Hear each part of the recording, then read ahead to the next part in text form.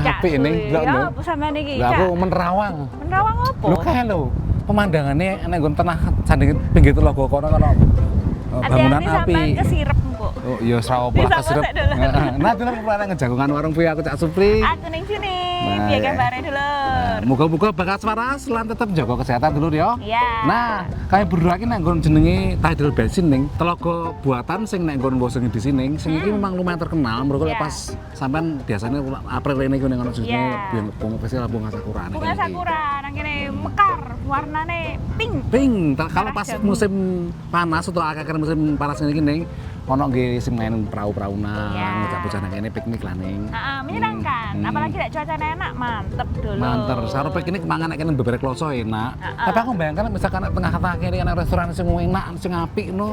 Ya ketok ya laris seneng ya. Tapi ora enak ning ya. Ya gak ono, soalnya sampean nang kene ku menikmati pemandangan, Ora ojo mangan. kabeh mangan. Sampean kabeh mangan. Tapi mangan itu bagian yang paling terpenting dari kehidupan manusia. Tapi lah ono sing ngandani mangan ora mangan sing penting ngumpul. Aku wis. Nah, ini ngomong soal makanan ya, Cak ya. Hmm. Makanan itu memang jadi salah satu sarana orang-orang untuk berkumpul itu tadi Ya. ya, Cak ya. Ah. Bertemu dengan teman-temannya, terus mari ngono juga bersosialisasi. Ya. Tapi seiring dengan perkembangan zaman, saiki semakin banyak orang itu yang Apa? mangan dhewean. Dulu sak nih rek. Loh yo gak rek, Mesakne. apa lho orang kudu Mesakne, mangan kok, mesakne. ya apa mesakno. Jadi pas nang restoranku dhewe wis ora perlu kanca, menikmati mangan dhewe nek kono meja dhewe, Iya. mesen-pesen dhewe bebas ngono malan. Iya lah. Mungkin juga ada keasikan-keasikan ya. Iya, sampai iso mikir dan merenung sambil mangan. Iya, kuwi. Nah, ini ada sejumlah upaya yang dilakukan oleh restoran. Ya apa caranya untuk mematahkan mitos lek mangan sendirian iku sakno. Oh. Ya apa ceritane Dodor? Ditantai. Parisa, seorang peneliti medis dari San Francisco, negara bagian California, telah menikah dan punya banyak teman. Tapi sekali-sekali ia memilih makan di restoran sendirian. I'm a very sociable person. I have so many friends. I love spending time with them, but I also like to have some time just by myself, and sometimes even going to a nice restaurant and having a very nice meal. I mean, it's very enjoyable just by yourself. Fenomena solo dining, bersantap sendirian di restoran, dulu cenderung dipandang aneh. Dan industri restoran kurang suka karena orang yang bersantap sendirian menghabiskan satu meja, yang mestinya bisa digunakan pasangan atau serombongan tamu. There was certainly a period of time when there was no solo dining. Over the years, I've seen it become more and more popular, sort of as the stigma of dining alone has faded, but it certainly accelerated post-pandemic.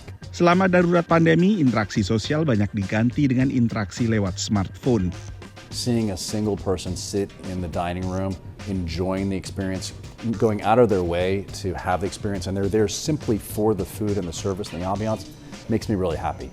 So, yes, we could probably ring the cash register a little bit more if another person was sitting there, but I'm honored to have single diners in the dining room.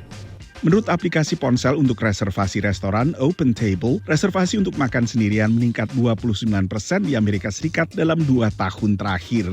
And when you're by yourself, I think you can notice so much more, right? About the ambiance, about the service that you're getting, about the food. You can order whatever you want, which as a mom often is not the case when I dine with my family. Jaringan restoran Overthrow Hospitality di New York bahkan memiliki program dan menu khusus untuk solo dining. We have selected a table at our restaurant that really captures the breadth of the restaurant. Situated in an area where people can see most of everything that's going on. One element that we like to incorporate is bringing the bar to them. So usually when you order a drink, it's crafted behind the bar, someone brings it to you. But for our solo diners, the bartender will come over, kind of show you the different components, shake the cocktail and pour it for you tableside. Usai bersantap, pengunjung diberi kesempatan mengisi buku tamu, memberi kesan mereka terhadap layanan yang diberikan. Selain terjadinya pergeseran kultural, industri restoran di Amerika Serikat juga dihadapkan pada perubahan demografis.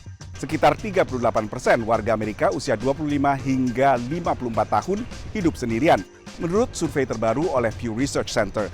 Ini merupakan peningkatan signifikan dibandingkan angka 1990, saat hanya sekitar 29% hidup sendirian. Dari Washington DC, saya Nova Purwadi dan tim VOA. sakjane kadang-kadang aku nglakoni dhewe ning. Kalau mangan awan nek kantor nek nggon sanding kono kan ana restoran sing cilik-cilik sih, nek kono emang akeh wong dhewean juga enggak aku tok. Aku merasa ya pede ae wong itu bukan restoran sing fancy sing mewah. Lek mewah mungkin rodok mikir-mikir ning ya. Mesake. Mesake kok dhewean kae cocok pas putus asa atau opo ngono. Iya. Dan habis ini kita punya sejumlah cerita lain soal makan dan food scene atau suasana makan di Amerika Serikat itu kayak apa, tapi sakwise sing siji iki.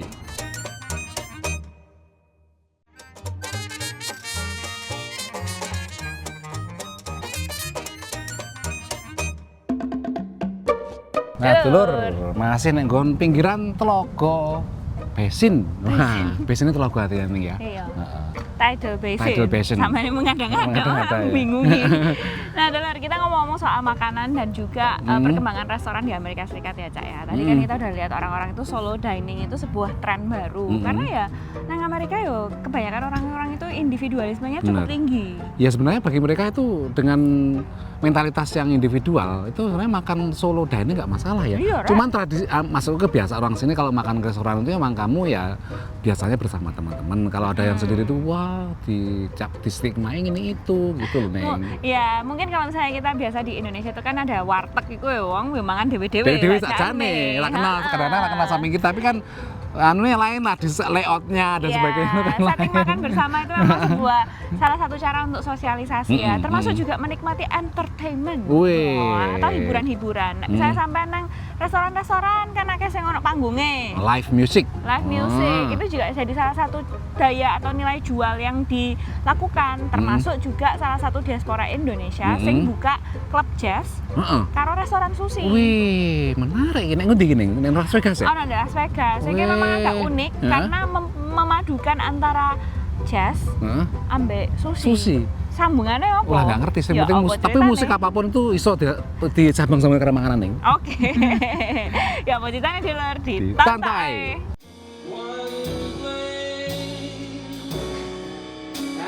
I'm the kind of person who dares to make mistake. Jangan takut berbuat salah. Demikian prinsip Max Wiryo, pensiunan dokter di Los Angeles yang kemudian beralih menjadi seorang pebisnis di Las Vegas, Nevada. So we moved to Las Vegas because I like entertainment world. I'm a city person. I like nightlife, or what you call it. Nightlife in the sense of entertainment, music, especially music, the business, the music, the restaurant, the culinary experience. Bersama istrinya Angie, pasangan diaspora Indonesia ini memutuskan membuka Maxon Jazz setelah sebelumnya sempat membuka klub jazz di Surabaya dan Bali yang terpaksa ditutup karena terkena imbas pandemi. So we just make a plan. I have to find a place. Once I find a place, a strategic place, and not too far from the strip, it's only 10 minutes from the strip, and then we have to remodel it because I want to have a jazz club with the caliber of the jazz club in New York or Paris or London, those kind of club. I want even better than them. Walau tak memiliki banyak pengalaman bisnis di bidang entertainment, Max berani merintis Maxon Jazz akhir 2020 dengan perencanaan yang matang. Ia menciptakan wow factor untuk menarik pengunjung dengan mengubah gedung bekas restoran menjadi sebuah klub jazz yang tak hanya menyajikan musik, tapi juga makanan berkualitas. And Angie, my wife, happens to like Japanese food. I like it too, but I'm not fussy about food. I could eat anything. So I said, well, maybe we should have sushi and jazz. Nobody has that concept. Konsep yang jarang ditemui dalam sebuah klub jazz ini ternyata disambut positif pengunjung. I've never been to a place that has both, that has the jazz and the Japanese food. I love the combination. It's very cool. Awalnya menyajikan musik jazz mainstream, Max mulai menampilkan jenis musik jazz lain seperti Latin, Prancis, R&B, dan pop yang dapat menarik pengunjung muda.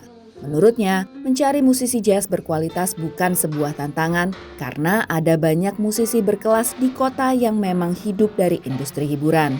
Patrick Hogan dengan trionya merasa senang dapat tampil di Maxon Jazz. And we really like it here. You know, it's routinely the crowds are very good here. They're invested in the music. They're very open to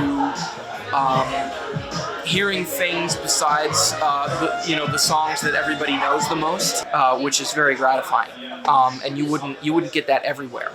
but we love it here. Sambil terus mengembangkan Max and Jazz, Max juga bercita-cita membawa musisi dari Indonesia untuk tampil bermain di klubnya ini. What I want to do is I want to bring the talent, the hidden talent, or the people who's not famous yet, the talent, and try to bring it here. And I have the venue, I have the tools to bring them. Yeah, that was my goal.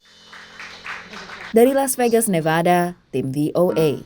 Musik di restoran tuh kadang-kadang malah untuk mempercepat orang jangan terlalu lama ada yang gitu nih. Ada juga yang musiknya dibikin kayak apa supaya orang itu memang nggak terlalu betah di situ, juga ada yang kayak gitu. Memang musik itu menimbulkan sebuah ambience ya atau suasana ya Cak ya. Misalnya sampean kumpul sampai keluarga atau mangan sampai kanca-kanca, misalnya ditemani musik ya ono sing diomongno rek. Betul. Nah, Dulur, habis gini kita punya cerita lain soal aplikasi dan makanan. Ya apa ceritanya Dulur? Sakwise sing siji.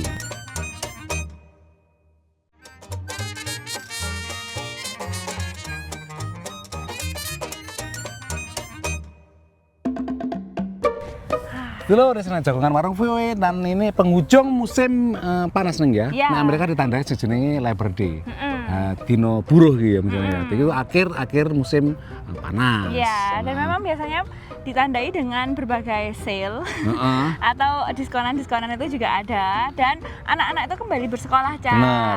Terus wong tuane biasanya sebelum pas hari Labor Day libur kuwi podo pokoke luar kota piknik naik pantai karena memang musim-musim terakhir di kata-kata cleaning. Terutama juga dengan cuacanya. Sekarang ini kelihatannya cahaya mataharinya apa jenenge nyentrong, tapi sudah nggak terlalu panas. Cuacanya enak. Anginnya itulah. Iya.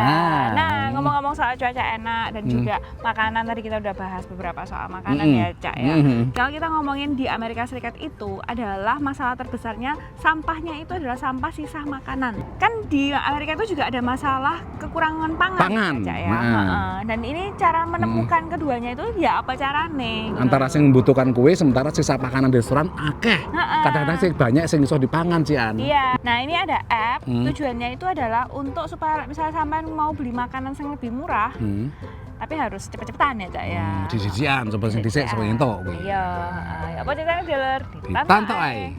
Ketika malam tiba, sebuah restoran bernama Rasa di Washington DC ini menjual makanan sisa yang disalurkan berkat layanan aplikasi ponsel asal Denmark bernama Too Good To Go.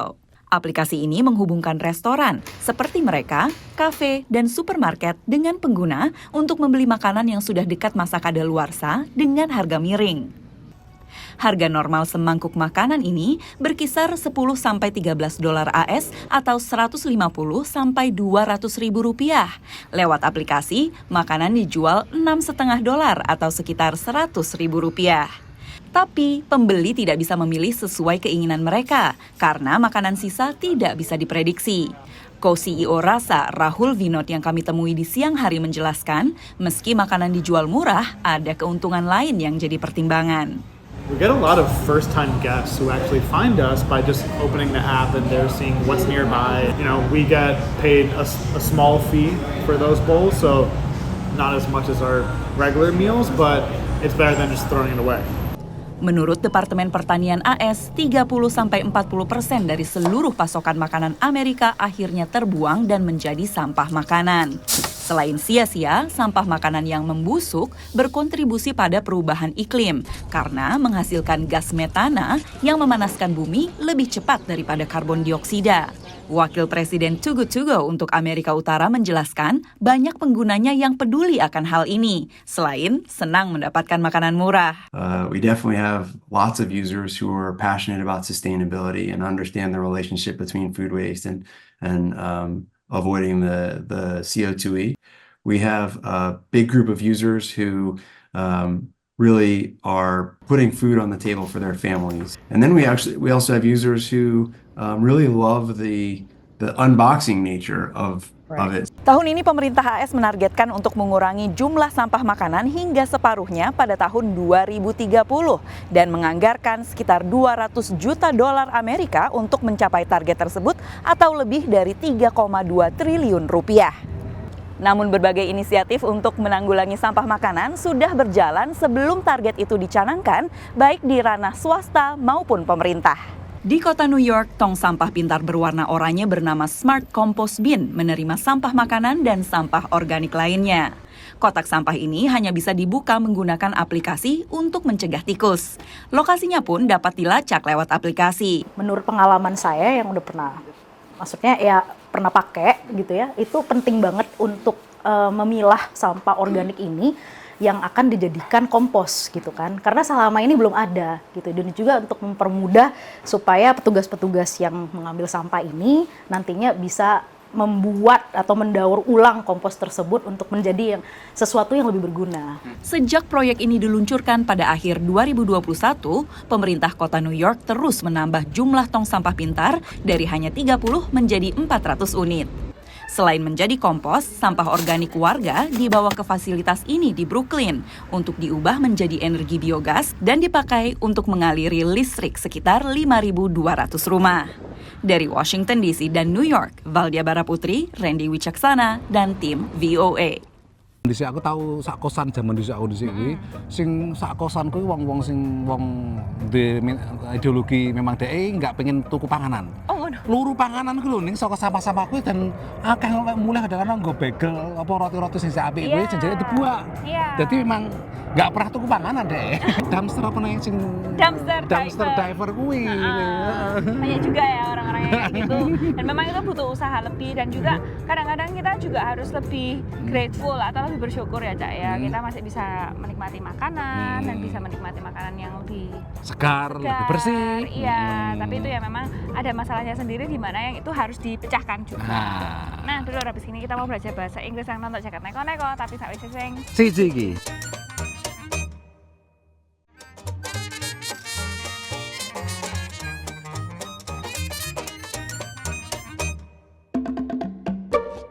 Neng ngomong panganan kira entek neng, itu emang ya piye. Kadang-kadang kan ada yang ngurip aja nih ngomong mangan tok, mangan turu ngombe, nyambut gawe karo nang kamar mandi. Kuwi lah, ngono ku jarene iki urip sing sederhanane ya. Iya. Tapi dalam kesehariannya itu kan nggak semudah, sesimpel, sesederhana itu ya. Ada pusat-pusaan emosi, hubungan-hubungan kemanusiaan. Tentang kompleksitas makanan itu memang banyak faktornya. Ada yang kayak ada isu-isu politiknya juga di balik makanan itu. Budaya, mencerminkan sebuah sikap, karakter masyarakat yang punya makanan itu. Ini cukup unik sih, kita bisa meneliti makanan aja itu terus diteliti. Iso sampean iso disertasi ewon-ewonan iso sampean rantek di dudah filosofi ini lan ya niku ning. Nah, jadi memang belajar soal makanan mending belajar bahasa Inggris. English in minute. Welcome to English in a Minute. Sugar is sweet and tasty, and a coat is the outer covering of something. So, I just looked inside your car. Tell me what's wrong, and don't sugarcoat it. I can take it. Your engine is destroyed. You need a new car. Wow. You could have sugarcoated that news a little. If you talk about a problem in a way that makes the issue seem more pleasant than it is, you are sugarcoating it. This expression comes from drug makers. In the past, they started putting sugar on some pills to make them easier to swallow. When you sugarcoat bad news, you make it easier for the other person to hear. And that's English in a Minute. Saiki gilirane jagat neko-neko.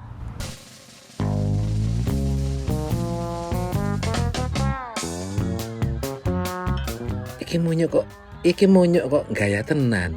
Bener lur, munyuk ndok keberbinatang Cina iki dadi viral nang medsos mergo gayane kaya foto model ae lek difoto barek pengunjung. Kadang gembagus ngadeg karo lambene dimanis-manisne utawa dirjine nduding bathuk. Terang ae pengunjung podo gergeran barek ceprat-cepret motret. Nganti saiki ora ana staf sing ngaku sing ngajari iki sapa. Tapi emang sejenis ketek jenis iki dikenal pinter lur. Lek diajari kon nerakno model sing laku kaya ndok fashion show ya iso. Lah apa meneh lek diajari dadi sare minang pasar. Gampang iki lur.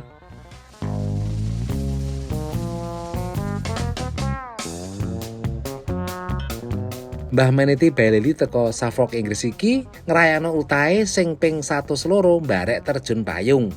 Teko pesawat sing mabur nduk ketinggian 2000 meter luwih. Pas lawang pesawat dibuka, Mbah Wedok iki tanpa ragu-ragu nglompat ae lan kasil mendarat sesuai rencana. Mergo aksine iki dekne entuk sertifikat penerjun paling tuwek nduk Inggris. Salene kuwi, dekne ya kasil ngumpulno dana 185 yuta nggo disumbangno Yayasan Ambulan Udara.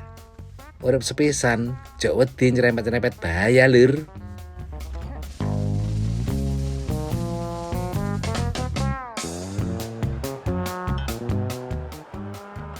Sampean seneng tomat, wis kapan-kapan melok ae festival La Tomatina ndok kutha Bunol Spanyol etan iki. Festival balang-balangan tomat tahunan iki diwiwiti tahun 1945. Ndok acara iki ora ana aturan sing ketat. Sing penting sampean oleh tomat lan sampean balane nang sapa ae nek gono. Tapi sampean ya kudu siap kena balangan tomat. Kadang isih atos. Ana sing ngusulno lek lomba tahunan iki dicampur barek balang-balangan Lombok ben tambah gayeng. Tapi ditolak barek panitia. Mergo lek kedadian jenenge festival sambal tomat. Nah, Cak, ngomong-ngomong kalau misalnya orang penelitian soal makanan, kita bisa belajar banyak ya soal termasuk soal sistem agrikultur misalnya, sistem peternakan, iklim juga masuk ya, iku nih. Terus saiki malah ada upaya-upaya supaya konsumen pembeli ku sadar dari bahan makanan dipetik sampai teko restoran toko panganan dapur kuwi sampean kudu punya kesadaran tentang itu loh nih. Iya, tapi aku rada rumit ya mangan kok di beban ngono to nih. Nah, sebenarnya itu disebutnya farm to table ya, Cak, ya. Farm dari peternakan ke meja itu jaraknya seberapa jauh? Karena sekarang kita juga berbicara soal globalisasi dan supply chain atau rantai pasok. Semakin panjang rantai pasok, semakin mahal bahan makanan itu sebenarnya. Benar. Kan? Tapi karena ada pemotongan-pemotongan itu, kadang-kadang kita bahkan nggak tahu hasil makanan kita itu datangnya dari mana. Jadi misalnya sampai iso nandur dhewe, nandur dhewe. Tapi kok ora raglem ya wong ya, padahal akeh sing duwe pekarangan dhewe. Iya, aku gak teko karo ayamku tak potong-potong dhewe medhi. Ada faktor itu mungkin ya. Nah, dalam sudah 30 menit kami menemani sampean. Nek misalnya sampean duwe pertanyaan atau pengen tahu cerita-cerita apa sing ono ning Amerika, langsung dikirim ke email warung@voanews.com. Atau nang media sosial, YouTube, Facebook, Instagram, kata kuncine VOA Indonesia teko Washington DC aku Cak Supri. Aku ning Jini nyuwun pamit dulur.